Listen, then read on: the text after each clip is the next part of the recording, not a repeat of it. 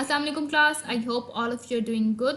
आज का हमारा टॉपिक पीपीसी कैंपेन है, लेकिन उससे पहले मैं आपको जो भी लिंक आप अपनी टेम्पलेट फाइल में बल्क अपलोड के पर्पज़ के लिए अपलोड करते हैं उसको हाइपर लिंक में कन्वर्ट करना सिखाऊंगी। तो अभी हम कुछ स्टूडेंट्स के टेस्ट देख लेते हैं।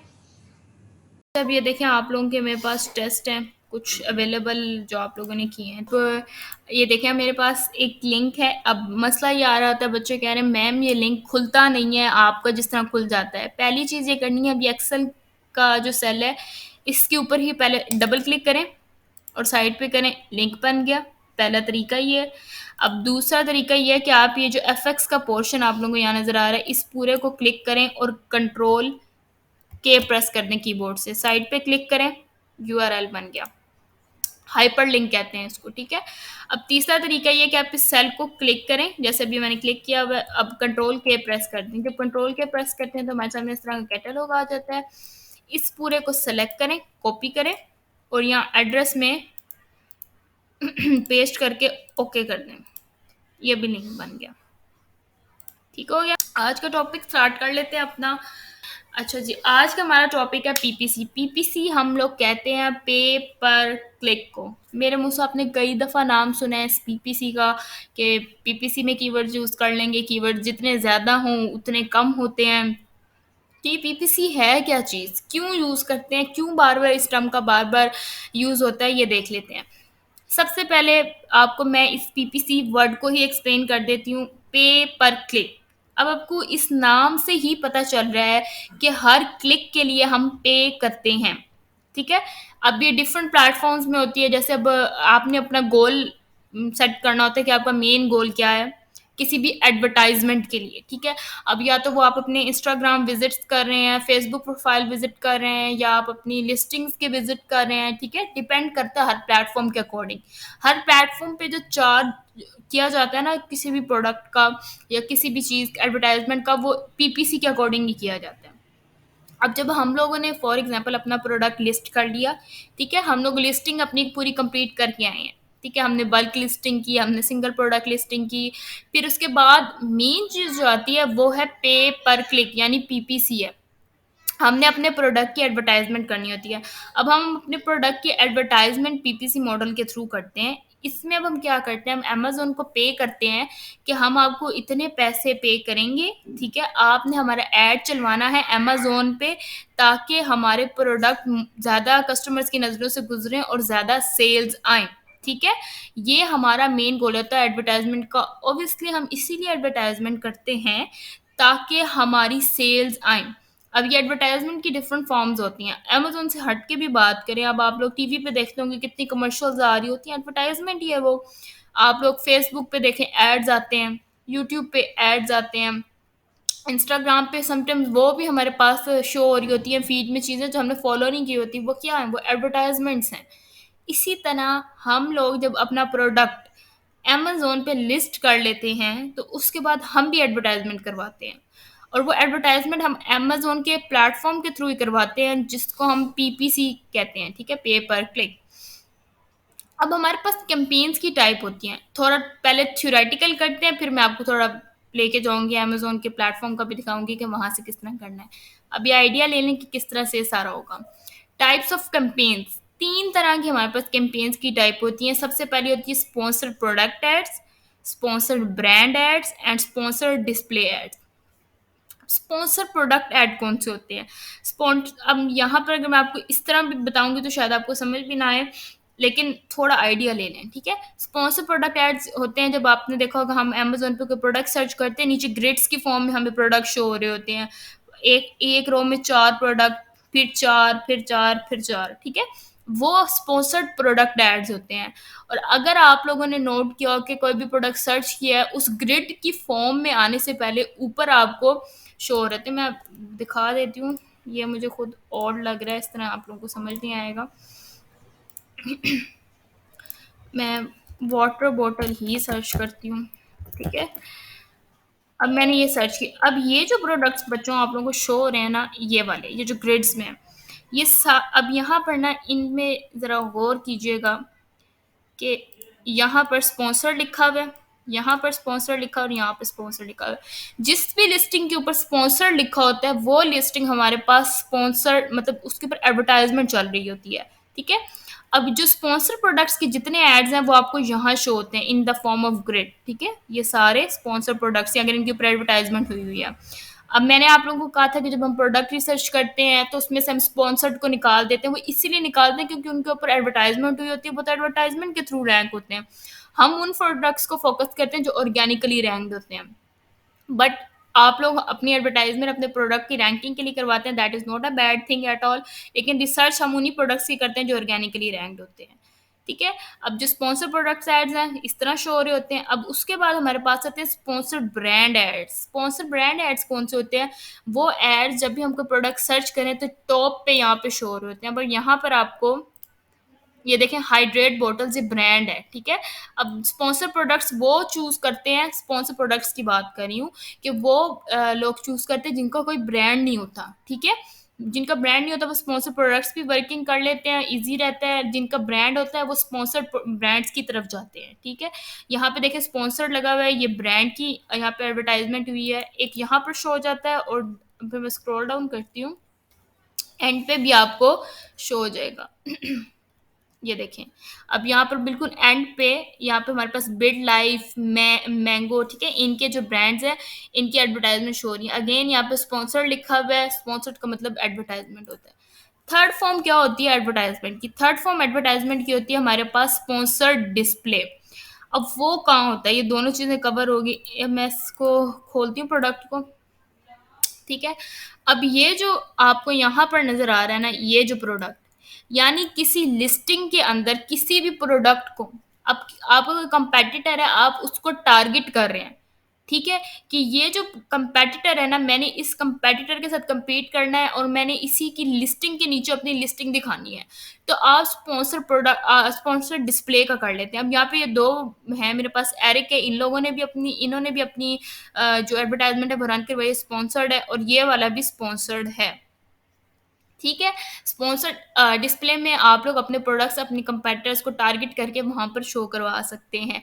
स्पॉन्सर्ड डिस्प्ले से ये भी होता है कि आप अमेजोन रिलेटेड जो प्लेटफॉर्म्स है वहां पर भी अपनी एडवर्टाइजमेंट करवा सकते हैं, ठीक है। लेकिन जो ज़्यादा यूज होने वाला तरीका that is like for your competitors, अपने कंपेटिटर्स को टारगेट कर लेना और उनकी लिस्टिंग्स के साथ अपनी जो लिस्टिंग्स है या एडवर्टाइजमेंट को रन करवाना होता है, ठीक है।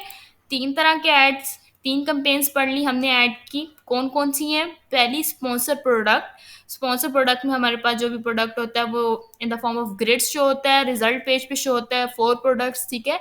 और ये वो लोग इस कंपेन को लेते हैं जिनका कोई ब्रांड नहीं होता। उसके बाद स्पॉन्सर एड्स हैं, स्पॉन्सर ब्रांड सॉरी, ठीक है। वो हमारे पास जब भी हमको प्रोडक्ट सर्च करते हैं तो बिल्कुल टॉप पे शो होते हैं, वो सिर्फ ब्रांड्स के होते हैं और या फिर हमारे पास बिल्कुल पेज के लास्ट में शो हो रहे होते हैं, ठीक है, जैसे ये शो हो रहे हैं। और स्पॉन्सर डिस्प्ले, अब जो स्पॉन्सर डिस्प्ले है वो भी सिर्फ ब्रांड्स ही कर सकते हैं, ब्रांड नहीं है तो वो भी स्पॉन्सर डिस्प्ले नहीं कर सकते, ठीक है। यहाँ पर अब इन ब्रांड ने इस कंपेटिटर को टारगेट किया और यहाँ पर इनके लिस्टिंग्स शो हो रही हैं। उसके बाद हमारे पास टारगेटिंग आ जाती है। अब देखिए मैंने पहले बात की थी कि आप लोगों से कि टारगेटिंग आप पे डिपेंड करता है किस तरह करनी है। तो इसमें बेसिकली दो टाइप्स की टारगेटिंग होती है, ऑटोमेटिक टारगेटिंग और मैनुअल टारगेटिंग, ठीक है। अब जो ऑटोमेटिक टारगेट होती है इसमें हम अमेजोन को ही अलाउ कर देते हैं कि अमेजोन अपनी मर्जी से अपने अपने एल्गोरिथम के अकॉर्डिंग ये चीज़ को डिटरमाइन करता है कि कौन सा प्रोडक्ट आपकी जो लिस्टिंग है उससे रिलेटेड है, फिर उसी के अकॉर्डिंग ही वो आपके एड को शो करवाते हैं, ठीक है। वो that is totally up to Amazon. Amazon अपने एल्गोरिथम के अकॉर्डिंग सारा काम करता है। और जब आपकी लिस्टिंग्स बच्चों न्यू हो then go for automatic targeting, ठीक है। अगर न्यू लिस्टिंग्स है तो ऑटोमेटिक टारगेटिंग की तरफ आप लोग जाएं। मैनुअल टारगेटिंग में ये होता है कि आप लोग खुद टारगेट करते हैं, अब वो प्रोडक्ट को टारगेट कर रहे हैं या कीवर्ड्स को टारगेट कर रहे हैं, that's totally up to you, ठीक है। ये चीज़ भी अभी हम डिटेल में करेंगे। मैनुअल टारगेटिंग में अपने प्रोडक्ट्स अगर आप टारगेट कर रहे हैं तो आप कोई भी लाइक किसी भी प्रोडक्ट का एसिड डाल दें, कीवर्ड्स डाल दें, that's totally up to you. अगर आपका क्लाइंट जिस प्रोडक्ट कह रहा है कि भैया ये मेरा कंपेटिटर है इसके करना है तो आप उसके अकॉर्डिंग कर लें। या फिर कीवर्ड्स यूज़ करने। कीवर्ड्स मोस्टली यूज़ होते हैं कंपैटिटर्स को कम्पीट करने के लिए, और अगेन आप लोगों को जब अपनी लिस्टिंग्स पे जाना होता है, वो आपको ब्रांड की ज़रूरत होती है। ठीक है, बिल्कुल एक रफ सा इंट्रोडक्शन है, परेशान नहीं होना कि मैम इतना थ्योरेटिकल पढ़ा रही हैं, अभी मैं आपको दिखाऊँगी तो फिर that will be easy for you. Types of keywords, ये सबसे बच्चों इंपॉर्टेंट चीज़ है, ये चीज़ आपने समझनी है ताकि आप लोगों को आगे इश्यूज़ ना हो। मैंने इससे ना थोड़ा-सा रेलेवेंट आप लोगों को पहले बीच में थोड़ा-थोड़ा गाइड किया था। आई होप याद हो आपको। अच्छा, 3 तरह के कीवर्ड्स होते हैं हमारे पास। सबसे पहला होता है broad match keyword, phrase match keyword and exact match keyword. Broad match keyword कौन से कीवर्ड होते हैं? अब ब्रॉड मैच कीवर्ड में वो कीवर्ड आ जाते हैं, अगर मेरे पास फॉर एग्ज़ाम्पल एक कीवर्ड है that is men's blue shirt, ठीक है? ये मेरे पास अगर ब्रॉड मैच में है, मेन्स ब्लू शर्ट, अगर कोई मेरे इस कीवर्ड को इस मतलब मैं इस कीवर्ड पे अपनी पीपीसी रन करवाती हूँ, ठीक है? अगर कोई कस्टमर आता है, वो सर्च करता है ब्लू मैन टी शर्ट, मेरी टी शर्ट शो होगी। मैन ब्लू टी शर्ट है, ठीक है? अब ये वाला मेरा कीवर्ड है। अगर कोई कर रहा है शर्ट ब्लू मैन, तभी मेरा प्रोडक्ट शो होगा। ब्लू मैन शर्ट, इस मतलब इसके सीक्वेंस को जैसे भी कर ले, अगर वो मेरा कीवर्ड ब्रॉड मैच कीवर्ड है तो मेरा प्रोडक्ट शो होगा। डजेंट मैटर कि वो लास्ट वर्ड को फर्स्ट पे कर दे, फर्स्ट को लास्ट पे कर दे, या मिडल को स्टार्ट या एंड पे कर दे, ठीक है? हमारा प्रोडक्ट शो होगा। उसके बाद हमारे पास आ जाता है phrase match keyword. Phrase match keyword में क्या होता है? मेरे पास मेरा एक कीवर्ड है मेंस शर्ट, मेंस शर्ट, ठीक है? अब कोई कस्टमर आया, मेंस शर्ट उसने सर्च किया, मेरा प्रोडक्ट शो हो जाएगा। उसने पीछे लिखा ब्लू मेंस शर्ट, मेरा प्रोडक्ट शो हो जाएगा। अगर उसने लिखा शर्ट ब्लू मेन, मेरा प्रोडक्ट शो नहीं होगा। फ्रेज में ये होता है कि आपकी जो सीक्वेंस है वो सेम रहनी चाहिए। आखिर पे लफ्ज लगा लें या शुरू पे लगा लें, कोई मसला नहीं है, लेकिन वो जो हमारी सीक्वेंस है that needs to be exact.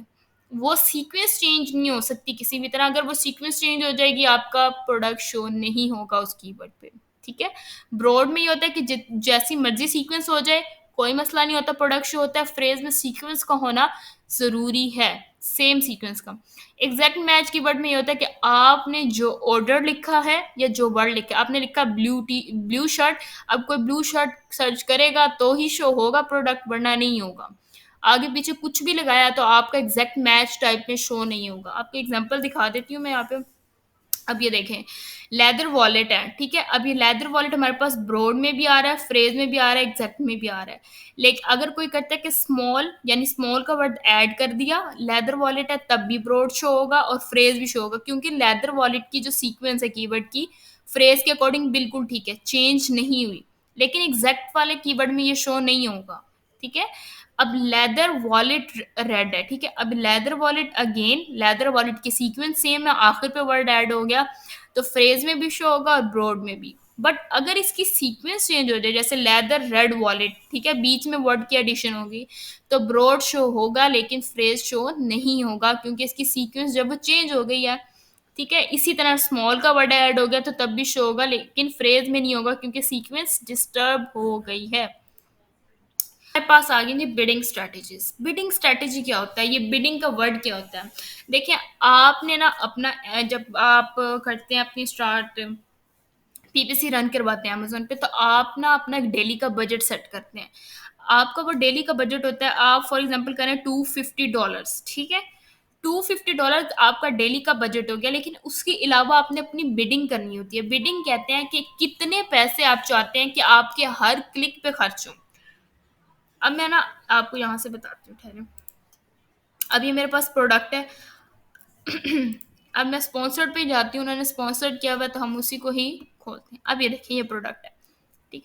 अब मैं इस प्रोडक्ट के ऊपर क्लिक करूंगी, मैं इसकी लिस्टिंग खोलूंगी, तो ही इस प्रोडक्ट के जो बिडिंग के पैसे हैं वो कटेंगे, ठीक है? अभी मुझे यूं शो हो रहा है और मैंने इसको खोला नहीं है, तो इसके जो क्लिक के पैसे हैं वो नहीं कटेंगे, ठीक है? अब मैं इसको खोलूंगी, इस लिस्टिंग को, ऑब्वियसली इसके जो भी इसने अपनी पीपीसी रन की हुई है, इसकी बिडिंग के स्पेसिफिक पैसे जो है वो कट जाएंगे। लेना या ना लेना, that is not Amazon's concern. आपका प्रोडक्ट अमेजोन के ऐड के थ्रू खुला है, वो कंसर्न है अमेजोन की, क्योंकि उसने उस चीज के पैसे नहीं है, उसने उस चीज के पैसे डिडक्ट कर लेने हैं, ठीक है? लेकिन अगर आपने इस इन लिस्टिंग्स को देखा लेकिन आपने खोला नहीं, तो पैसे नहीं कटेंगे। तो इन लिस्टिंग्स को देख के इनको खोलना, खोलने पे जो स्पेसिफिक अमाउंट खर्च होती है जो अमेज़न काटता है, दैट इज़ योर बिडिंग, ठीक है? अब हर क्लिक की बिडिंग होती है, इसी तरह अमेज़न आप मतलब डिफरेंट बिडिंग्स जो है वो एक्सेप्ट करता है, किस तरह बिडिंग स्ट्रैटेजीज़ हैं, ठीक है? उनको अब डिस्कस कर लेते हैं। अब आपने कोई भी बिडिंग लगाई है, अब आपके पास अमेज़न आपको ये बड़ा गोल्डन मौका प्रोवाइड करता है कि आप अपनी जो स्ट्रैटेजीज़ हैं उनको चेंज कर सकते हैं। पहली आपके पास आती है Amazon dynamic bid down only, second one is Amazon dynamic bid up and down, third one is fixed bid. इन चीज़ों को ध्यान से सुनिएगा, मिक्स ना कीजिएगा। मैं पूरी कोशिश करूँगी कि ये बच्चों में से किसी का मिक्स ना हो। अमेज़न डायनामिक बिड डाउन में क्या होता है? अब फॉर एग्ज़ाम्पल मैंने अपने प्रोडक्ट की बिडिंग लगाई है $4, यानी कि जब भी मेरे प्रोडक्ट पे क्लिक होगा तो मेरे $4 जो हैं वो चार्ज होंगे, ठीक है? अब मेरा कंपेटिटर है, उसने अपनी बिडिंग लगाई है $3। मैंने $4 पर क्लिक लगाई है, उसने पर क्लिक $3 लगाई है। अब कस्टमर आया, उसके सामने मेरी भी लिस्टिंग शो हो रही है और मेरे कंपेटिटर की भी शो हो रही है, ठीक है?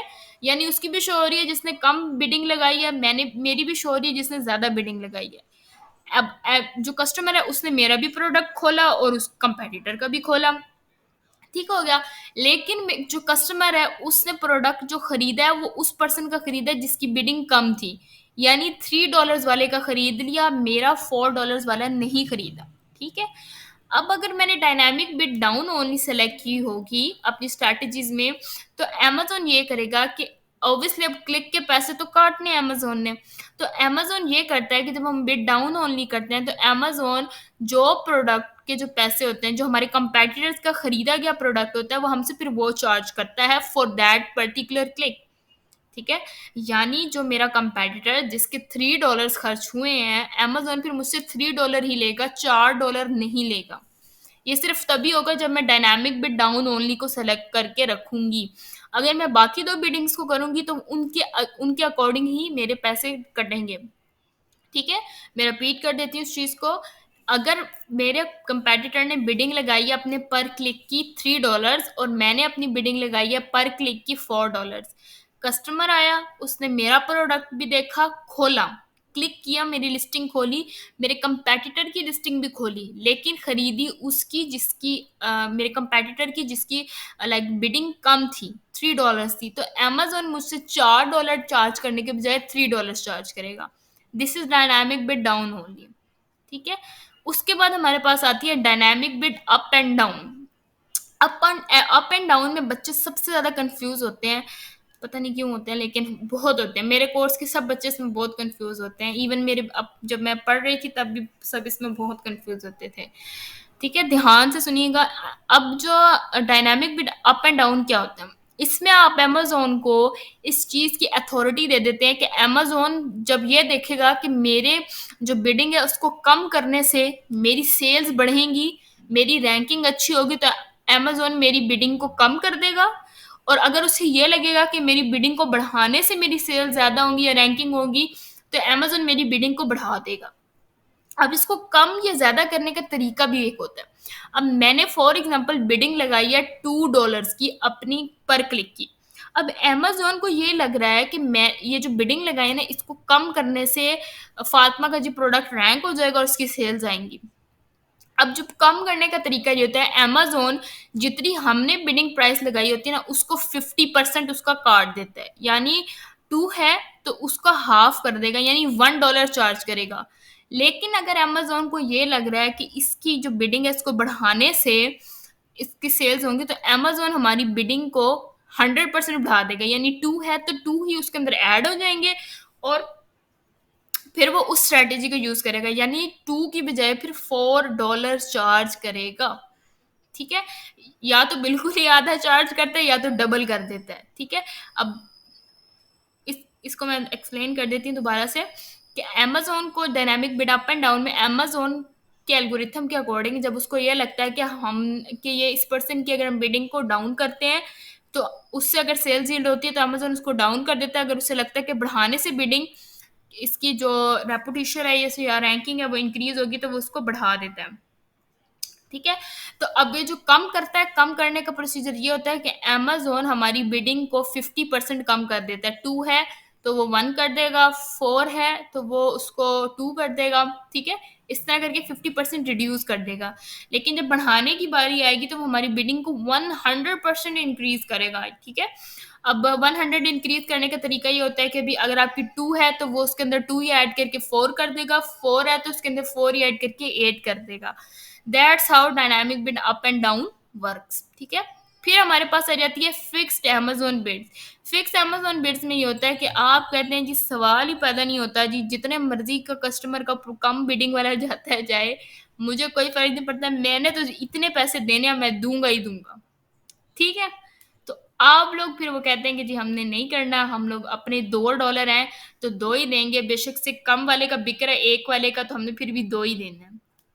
ठीक है? ये बिल्कुल सेम रहती है, इसमें कोई भी चेंजिंग्स नहीं आते हैं। ठीक है? ये इस तरह से आपके पास अमेज़न के प्लेटफ़ॉर्म पे शो होती हैं बिडिंग स्ट्रैटेजीज़, जो आपने सेलेक्ट करनी करें, यहाँ से अपनी बिड जो है वो सेलेक्ट करें कि कितने की बिडिंग आपने लगानी है, तो that's up to you. Client से कंसल्ट करके फिर ही ये पीपीसी पे जाया करें। अच्छा, ये कुछ टर्म्स हैं बड़ी इंपॉर्टेंट हैं जी, ये पीपीसी में आप लोगों को पता होना ज़रूरी है। किस तरह कैलकुलेट करते हैं ये भी मैं आपको बता देती हूँ, और क्यों इम्पोर्टेंट है ये भी बता देती हूँ। सबसे पहली टर्म है ACOS। जब भी आपको फाइवर पे क्लाइंट वगैरह मिलेगा या जो भी होगा, वो आपसे जब पीपीसी का कहेगा ना, उसने ये करना आपको, do you know about ACOS और ROAS, ठीक है? सबसे पहला सवाल ये होता है, आपको ये चीज़ें पता होना ज़रूरी है। अब ACOS हम कहते हैं एडवर्टाइजिंग कॉस्ट ऑफ सेल, ठीक है? कि हमारी कितनी जो एडवर्टाइजिंग कॉस्ट आई है हमारी जो सेल्स पे, अब ये आपने कैलकुलेट भी करनी होती है, ठीक है? अब इसको कैलकुलेट करने का ये होता है कि आपका जितना एड्स के ऊपर खर्चा आता है, ठीक है? जितना भी आपने अपना खर्चा उसके ऊपर किया है, ठीक है? उसको आपने जो एड से रेवेन्यू जनरेट हुआ है, यानी जो सेल से आपको पैसे मिले हैं, उसके साथ डिवाइड करना होता है और 100 से मल्टीप्लाई करना होता है। Calculations you have to do that, ठीक है? और फिर आपके सामने आपकी एडवर्टाइजिंग कॉस्ट ऑफ सेल आ जाती है। अब ये हम क्यों करते हैं? ये हम इसलिए करते हैं ताकि हमें पता चले कि जो एड्स हम लगा रहे हैं, ये प्रॉफिटेबल भी हैं कि नहीं है, ठीक है? मतलब अब हम लोग बस पैसे लगाई जाएँ, प्रॉफिटेबल हो ही ना, फ़ायदा नहीं है ना इस चीज़ का। तो इसलिए हम अपनी एडवर्टाइजिंग कॉस्ट ऑफ सेल को कैलकुलेट करते हैं ताकि हमें पता चले कि हमारे जो प्रोडक्ट्स जो एड्स हम लगा रहे हैं वो हमारे लिए प्रॉफिटेबल हैं और ये हमारे लिए कितने एफिशिएंट हैं, हमारे जो एड्स हमारे कंपेटिटर्स के मुकाबले में, यानी हमें कितनी सेल्स ला के दे रहे हैं, कितनी कन्वर्जन्स ला के दे रहे हैं। कन्वर्जन्स का मतलब बेसिकली होता है कि आपने जो एड लगाया है वो आपको सेल्स ला के दे, ठीक है? उसके बाद ROAS यानी रिटर्न ऑन एड स्पेंड, कि आप जितना एड पे अब स्पेंड कर रहे हैं उससे आपको रिटर्न क्या मिल रहा है। Obviously that is totally simple, ad revenue, ads जो आपको आपकी एड के थ्रू सेल्स आ रही हैं उसको अपने एड स्पेंड के साथ डिवाइड कर दें, that is your ROAS, return on ad spend. ये अब आपका एडवर्टाइजिंग कॉस्ट ऑफ सेल के इनवर्स होता है, ठीक है? अब उसमें आप लोग एड अपनी एडवर्टाइजिंग कॉस्ट चेक कर रहे होते हैं, इसमें आप अपने रेवेन्यू कॉस्ट चेक कर रहे होते हैं। अब ये भी हमें यही बताते हैं कि हमारे एड्स प्रॉफिटेबल हैं कि नहीं है, पर्पस सम हाउ सेम है, बट रेवेन्यू यहाँ पे हम लोग अपना चेक कर रहे होते हैं, ठीक है?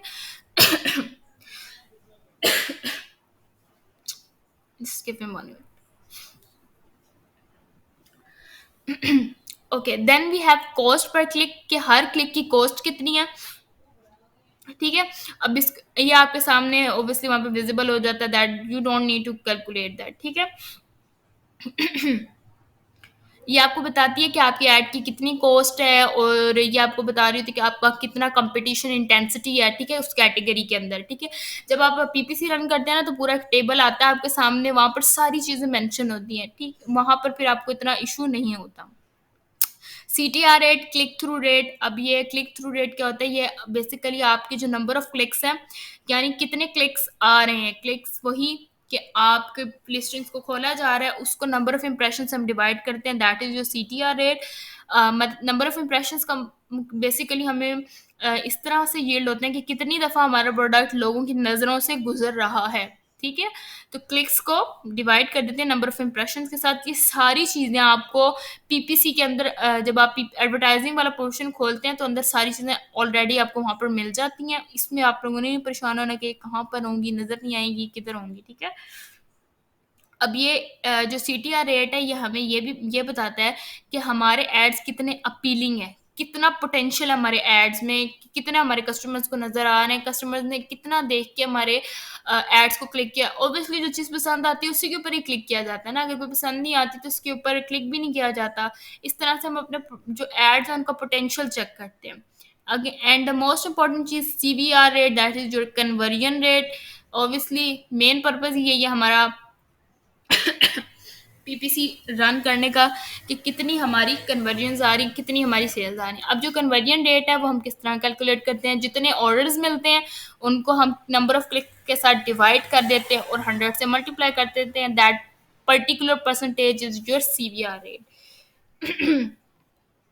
अच्छा जी, अब अमेजोन सेल सेंट्रल का मैंने आप लोगों को पहले इंट्रोडक्शन वगैरह दिया था मैंने, उसमें आप लोगों को कहा था एडवर्टाइजिंग का जो ऑप्शन होता है ना, दैट इज़ वेरी इंपॉर्टेंट। अब एक और चीज़ बच्चों के जहन में आ रही है कि मैम ने तो उस दिन करवाए थे तो इतने ऑप्शंस थे, इस वाले स्क्रीनशॉट पे क्यों नहीं है? ठीक है, अब इसमें ये इसलिए नहीं है क्योंकि ये एक चाइल्ड अकाउंट है। जो चाइल्ड अकाउंट होता है ना, उसमें सारे ऑप्शन अवेलेबल नहीं होते। मैंने आपको बताया था यूज़र परमिशन से आप अपनी मर्जी की जो परमिशन है ना, आप अपने क्लाइंट सॉरी अपने वीएस को देते हैं। ठीक है, वीएस पे कोई भी शुरू में 100% यकीन नहीं करता, वो उसको उतनी परमिशन प्रोवाइड करता है जितनी वो देना चाह रहा होता है। वो पता समटाइम ये होता है कि आपको बैलेंस भी शो नहीं होता, आपको ऑर्डर्स भी नहीं पता चलते। ठीक है, क्योंकि वो सारे परमिशन ही नहीं ना देता आपको। तो वो फिर आपका जो काम होता है उसी पर्टिकुलर वर्क के लिए वो आपको चाइल्ड अकाउंट दे देता है और आपने उसके अकॉर्डिंग काम करना होता है। अच्छा, तो आपने एडवर्टाइजिंग में जाना है। एडवर्टाइजिंग में जाएंगे तो उसके बाद आपने कैंपेन मैनेजर में जाना है। ठीक है, ये पीपीसी कैंपेन ही होती है आपकी। कैंपेन मैनेजर में जाएंगे आप। कैंपेन मैनेजर में जाएंगे ना, तो इस तरह का आपके सामने एक इंटरफेस आएगा। ठीक है, कोई फिलहाल रन नहीं हो रही है, तो इस वजह से इस तरह का आपको शो हो रहा है यहाँ पे ना लास्ट में आपके पास एक ऑप्शन होता है क्रिएट कैंपेन। ठीक है, आपने अपनी पीपीसी कैंपेन जो रन करनी है उसके लिए आप यहाँ पे क्रिएट कैंपेन करेंगे। सबसे पहली चीज वही आ जाती है कि कैंपेन टाइप चूज करनी है। इसीलिए मैंने आपको पहले ही कैंपेन्स टाइप्स का बता दिया था, ताकि जब मैं आपको इन स्क्रीनशॉट से गो थ्रू करवाऊँ तो मुश्किल ना हो। ठीक है, स्पॉन्सर प्रोडक्ट्स आ जाते हैं। ये देखें यहाँ पे इन्होंने शो भी किया हुआ कि यहाँ पे शो हो रहे हैं। ठीक है, स्पॉन्सर ब्रांड्स यहाँ शो हो जाते हैं और स्पॉन्सर डिस्प्ले लिस्टिंग्स के नीचे शो हो जाते हैं। अगेन स्पॉन्सर प्रोडक्ट्स वो लोग कर सकते हैं जिनकी ब्रांड्स नहीं होता। स्पॉन्सर ब्रांड, स्पॉन्सर डिस्प्ले, ये सारे के सारे ब्रांड्स ही कर सकते हैं। ब्रांड नहीं है तो वो ये काम नहीं कर सकते। तो हम लोगों ने स्पॉन्सर प्रोडक्ट्स की तरफ ही जाना है, क्योंकि हमारा काम वही है। एडवर्टाइजमेंट लगाने का तरीका सबका तकरीबन सेम होता है, कोई फ़र्क नहीं होता। लेकिन जो ब्रांड्स होते हैं उनसे चार्ज ज़्यादा करते हैं। ठीक है, क्योंकि ऑब्वियसली वो पूरा ब्रांड है, उससे उसके मुताबिक ही जो है ना चार्ज किया जाता है। टॉपिक कोई प्रोडक्ट शो होना, उसके लिए आपको ऑब्वियसली पैसे भी ज़्यादा देने पड़ेंगे। ठीक है, अब यहाँ से इसको कंटिन्यू करते हैं। मेन चीज़ आ गई जी क्रिएट कैंपेन। ठीक है, अब यहाँ पर आपने ना अपने कैंपेन का नेम लिख लेना है, जो भी नेम देना है आपने। अब आपकी लाइक आपने ब्लू शर्ट पे लगानी है, अगर आपने तो आप ब्लू शर्ट लिख दें कैंपेन का name, that will be good. ठीक है, ताकि आपको याद रहे, अच्छा ये इस प्रोडक्ट की कैंपेन चली हुई है, इसकी सारे अगर स्टैटिक्स आ रहे हैं, सारी चीज़ें उसकी आ रही हैं, वो दैट विल बी ईजी। अब कैंपेन जब आप नेम लिख लेंगे तो उसके बाद आपके पास आता है कि स्टार्ट और एंड डेट। अब जो भी आपकी डेट्स हैं, आप चाह रहे हैं कि 1 महीने के लिए चले, 1 हफ्ते के लिए चले। अच्छा, मैं आप लोगों को अपना एक्सपीरियंस भी साथ-साथ शेयर करती हूँ कि कुछ क्लाइंट्स होते हैं कंजूस। ठीक है? अब वो पैसा खर्च करने पे मानते ही नहीं हैं। आपने अपने क्लाइंट को किसी तरह राज़ी करना होता है कि अगर आपकी न्यू लिस्टिंग और आप कैंपेन चला रहे हैं तो एट लीस्ट इस कैंपेन को 12 दिन तो दें ही दें। 12 दिन से पहले कोई इसका रिजल्ट एक्सपेक्ट ना करें। ठीक है, कैंपेन जब आप रन करते हैं इतना टाइम इसको रिक्वायर्ड होता ही होता है। और फॉर मोस्ट इम्पोर्टेंटली जब आपकी मार्केट प्लेसेस यूएसए या यूके हों। ठीक है, तो अब आपने अपने उसी के अकॉर्डिंग अपनी डेट सेट करनी है। Again that's up to your client, वो बताएगा कि कितने दिन उसने लगानी है। अब ये जो डेली बजट है, जितना भी आपने डेली बजट अपना लगाना है, दिन दिन के आप $250 करना चाह रहे हैं, अगर उस दिन में $250 खर्च हो गए हैं, दिन के अगर आपके $250 खर्च हो गए हैं, दैट्स फाइन। आप अपने आपके खर्च हो गए हैं, ठीक है, अब वो तो खुश हो गए, अगर आपके नहीं होते हैं तो अमेज़न फिर वो आपके नेक्स्ट डे में ट्रांसफ़र कर देता है, आप फिर अपना बजट उसके अकॉर्डिंगली सेट कर सकते हैं। फिर आ जाती है हमारे पास टारगेटिंग, ऑटोमैटिक टारगेटिंग, ठीक है? अमेज़न टारगेट करेगा कीवर्ड्स या प्रोडक्ट्स को जो आपके प्रोडक्ट से सिमिलर होंगे, और मैनुअल टारगेटिंग में आप खुद कर सकते हैं, ठीक है? पहले हम ऑटोमैटिक टारगेटिंग के सारे प्रोसीजर्स देखेंगे, और फिर उसके बाद हम लोग मैनुअल टारगेटिंग के देखेंगे। ठीक है, अब ऑटोमेटिक टारगेटिंग के बाद कैंपेन बिल्डिंग स्ट्रैटेजीज नीचे आ जाती हैं, ये भी मैंने आपको समझा दी है। मैं इसमें प्रेफर करती हूँ कि आप लोग डायनामिक बिड डाउन ओनली करें। देखिए, अगर आपका फायदा नहीं हो रहा तो आपको नुकसान भी तो ना हो ना, तो आप अपने कंपेटिटर्स की जो बिडिंग है उसके एज लें जिनकी कम है, ठीक है? अब डाउन होने का मतलब ही यही होता है कि जो कम है सिर्फ उनका, अब ये नहीं कि किसी की ज्यादा है उसका बिक गया तो उसमें हमारे ज्यादा पैसे खर्च करेंगे, ऐसा नहीं होगा। जिनकी कम होंगी सिर्फ उन्हीं की ही आपका कटेगा, ठीक है?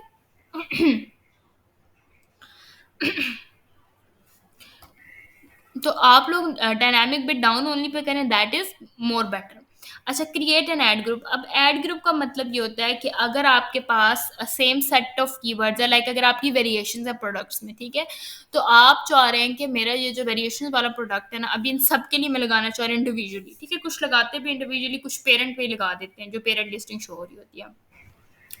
अगर आपने इसके लिए कीवर्ड्स निकालनी है अपने पीपीसी के लिए कि मैंने इस पर एडवर्टाइजमेंट करवानी है, तो आप ये करें कि अपने वो कीवर्ड्स चूज करने के बाद उसका ऐड ग्रुप बना लें, नेम लिख दें उसका, जी ये ग्रुप है, और फिर वही आप उसी ऐड ग्रुप के अंदर अपने डिफरेंट प्रोडक्ट्स ऐड करके उन सब पे चढ़ा सकते हैं। बार बार फिर आपको बस ये आएगा कि कीवर्ड्स लिखने की जरूरत नहीं पड़ेगी, इजीली आप काम कर सकते हैं। ऐड ग्रुप का नेम दे दें जो भी करना है, ठीक है? आइसक्रीम स्कूप्स हैं, शर्ट्स हैं, जो भी हैं, ठीक है? उसके बाद यहाँ पर आपने अपना प्रोडक्ट अपने नेम, प्रोडक्ट नेम के थ्रू सर्च कर लें, ठीक है? अब यहाँ पे सर्च करने के बाद अपना ऐड कर लें, जो भी ये वही प्रोडक्ट्स होंगे जो आपके हैं, किसी और के शो नहीं होंगे। या आप अपने प्रोडक्ट की आपने जी एसेंस की लिस्ट बनाई हो तो आप वो शो कर सकते हैं या अपलोड कर सकते हैं, that's totally up to you. Easy procedure है, यहाँ पे कोई मसला नहीं आता। प्रोडक्ट का एसेंस डाल दें, वो बेहतर है, शो हो जाएगा। एडिट करेंगे यहाँ पर जब शो होगा, इसका मतलब है कि वो उस ऐड ग्रुप में ऐड हो गया। 3-4 प्रोडक्ट जो भी ऐड करना चाहें यहाँ पर लिखें, सेलेक्ट करें और ऐड कर लें, ठीक है? उसके बाद आपके इंटर लिस्ट वाला ऑप्शन आता है, यहाँ पे आप अपने एसेंस के थ्रू लिख दें कॉमा डाल के जो आपने लिखनी है, दैट्स अप टू यू। फिर आ जाती है नीचे ऑटोमेटिक टारगेटिंग। ये अब आपने अपनी बिडिंग चूज करनी होती है। अब देखें, अमेजोन ने ना सजेस्ट किया बिडिंग 0.70। अब जो अमेजोन की सजेस्टेड बिड है ना, उससे कम लगाने का तो कोई फायदा ही नहीं है, ठीक है? अब अमेजोन ने जितनी सजेस्ट की या तो वो लगा लें या तो उससे ज्यादा लगा लें, ठीक है? उससे बिल्कुल कम लगाने में आपको कोई फायदा नहीं है, कोई आपको सेल्स यील्ड होने के चांसेस नहीं है, बहुत कम चांसेस हैं। अब यहाँ पर ना एक पोर्शन शो हो रहा है, that is negative keyword targeting. अब इसमें क्या होता है नेगेटिव कीवर्ड टारगेटिंग में, कि वो कीवर्ड्स जो आपको सेल्स आके नहीं दे रहे हैं, इसकी पूरी रिपोर्ट होती है आपको जो मिल जाती है पीपीसी की। तो जब आपके उधर से आपको पता चल जाता है कि कौन से जो आपके कीवर्ड्स हैं ना वो आपको सेल्स ला के दे रहे हैं। जो सेल्स नहीं ला के दे रहे आप उनको नेगेटिव कीवर्ड में डाल दें, ताकि उन कीवर्ड पे अमेजोन आपसे चार्ज ना करें, ठीक है? अच्छा, अब अगर हम मैनुअल टारगेटिंग पे जाते हैं, ऑटोमेटिक तो होगी, ऑटोमेटिक में तो काम ही नहीं था कोई। मैनुअल टारगेटिंग पे जाते हैं तो उसके बाद मैनुअल टारगेटिंग में फर्दर हमें ऑप्शन मिलता है, दैट इज जो कीवर्ड टारगेटिंग और प्रोडक्ट टारगेटिंग, ठीक है? अब जो कीवर्ड टारगेटिंग होती है हम वो ही चूज करते हैं ज्यादा, क्योंकि ये इसमें इतने इश्यूज नहीं आते हैं। प्रोडक्ट टारगेटिंग बहुत मुश्किल हो जाती है, लेकिन आप कर भी सकते हैं if you want to, अगर अमेजोन आपको अलाउ करेगा तो, ठीक है? कीवर्ड टारगेटिंग में आपने कीवर्ड्स डालने होते हैं। आप सेरिब्रो से रिवर्स एसिंग करें, ठीक है? हीलियम 10 में अपने कंपेटिटर्स के कीवर्ड्स निकाल लें और वो यहाँ पे डालें।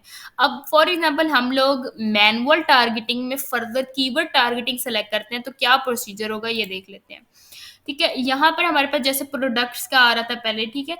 तो आपने यहाँ पे सजेस्टेड, जब आपने कीवर्ड टारगेटिंग किया आपने अपना प्रोडक्ट चूज किया हुआ है, ठीक? जो भी है जिस पे आपने पीपीसी करवानी, तो अमेजोन उस पे जो सजेस्टेड कीवर्ड्स है वो यहाँ शो कर देगा, जो अमेजोन सजेस्ट करता है। आप उनको भी ऐड कर सकते हैं। आप जैसे अगर ये कीवर्ड इसको ऐड करना चाहें, इसको ऐड कर लें, इसको ऐड कर लें। हर कीवर्ड के ऊपर आपने अपनी बिडिंग लगानी होती है, ठीक है? अब यहाँ पे इनकी सजेस्टेड 1.59 है, यहाँ से आप ऐड करके बाद में एडिटिंग भी कर सकते हैं बिडिंग की, अप टू यू। अब यहाँ पर वो मेन चीज आ रही है, ब्रॉड, फ्रेज, एग्जैक्ट। ठीक है, आप मैं वैसे सजेस्ट करती हूँ कि इन तीनों को सेलेक्ट करके किया करें। फिर जो कीवर्ड्स आएंगे ना वो वर्सिटाइल हो जाते हैं और उन पे आप इजीली काम कर सकते हैं। अब सजेस्टेड में से नहीं लेना चाह रहे, आप चाह रहे हैं कि लिस्ट में से लें, यहाँ पे आप अपनी लिस्ट अपलोड कर सकते हैं, डाल सकते हैं मैनुअली लिख के। ठीक है, जो भी आप लोग अपने कीवर्ड्स डालना चाहें, या फिर आप अपनी फाइल भी अपलोड कर सकते हैं। यहाँ से ऐड कर लें अपने जो भी आपने कीवर्ड्स ऐड करने हैं, अप टू यू, जैसे आपको मुनासिब लगे। क्योंकि वो तो आप लोगों को पता होगा ना कि आपने कौन से कीवर्ड्स निकालने हैं, हीलियम 10 से कौन सी वर्किंग करनी है आपने। अब वो फिर ये सारी चीज़ें आपके ऊपर डिपेंड करती हैं। फिर उसके बाद अगर हम प्रोडक्ट टारगेटिंग पे जाते हैं, तो इधर आपने अपने जो भी कोई भी प्रोडक्ट है ना उसके, अब यहाँ पे सजेस्टेड कोई नहीं शो रहा, इसकी बिडिंग भी आपने ऐड करनी होती है जितनी। अब 0.75 यहाँ पे डिफॉल्ट बिडिंग एडिड है। आप अपनी जो भी कंपैटर का प्रोडक्ट है उसके एसिन लिख के उसको कॉमा से सेपरेट कर दें या न्यू लाइन पे लिख दें। अब यहाँ पे ऐड हो गया प्रोडक्ट जो भी कंपैटर का प्रोडक्ट था। And then you just have to launch your campaign and wait for 15 minutes. Amazon usually 15 minutes लेता है और उसके बाद आपको बता देता है जी ये क्या आपकी ये जो एडवर्टाइजमेंट है ये सक्सेसफुल है या नहीं है। ठीक है, so this was your whole lecture of PPC. इसमें कोई क्वेश्चन है तो लेट मी नो।